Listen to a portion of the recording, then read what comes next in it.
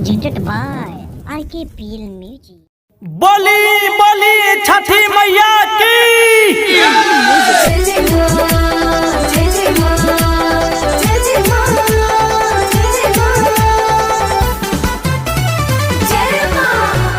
तूफान studio presented by RKPL Music।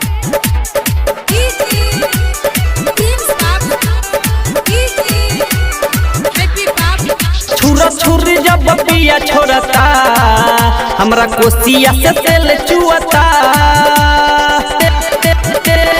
तेल चुअता। छुरा छुरी जब पिया छोड़ता हमरा कोसिया से तेल चुअता। जब उड़ता भड़ाका हो ओकरा लाग जाता धाका हो। कदम आगे कब पीछे धरता हमरा कोसिया से तेल चुअता।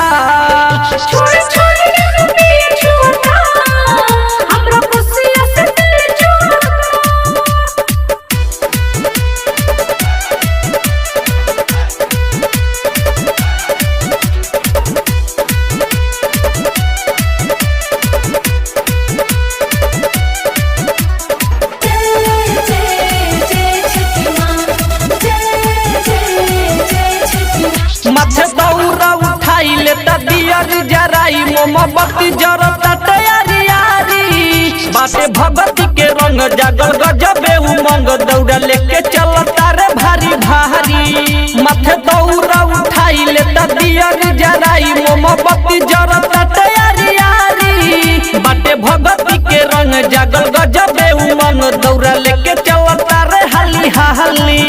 घाटे भइल बाटे धाका हो नाही मिलत के फाका हो। बगल में मोर बेटा रुअता हमरा कोसिया से तेल चुअता।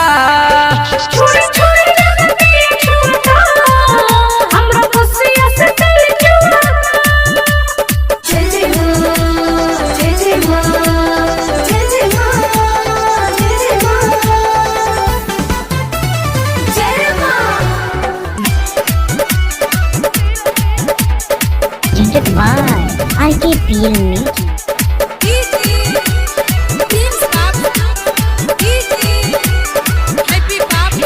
उखिल के गनी घाटे करे खातिर पूजा पटे राजस रुदारा से गीतिया लिखाई। गावता रे पलकी लाले पूरा भइल बा धमाले खुश भइल बारी छठी माई। उखिल के गनी घाटे करे खातिर पूजा पटे राजस रुदारा से गीत लिखवाई। गावता रे पलकी लाले पूरा भइल बा धमाले खुश भइल बारी छठी माई। बबलू घाट सफाई कइले पर बही दिन से फल पइले। भोरे भोरे जब कुहा उगता हमरा कोसिया से तेल चुअता।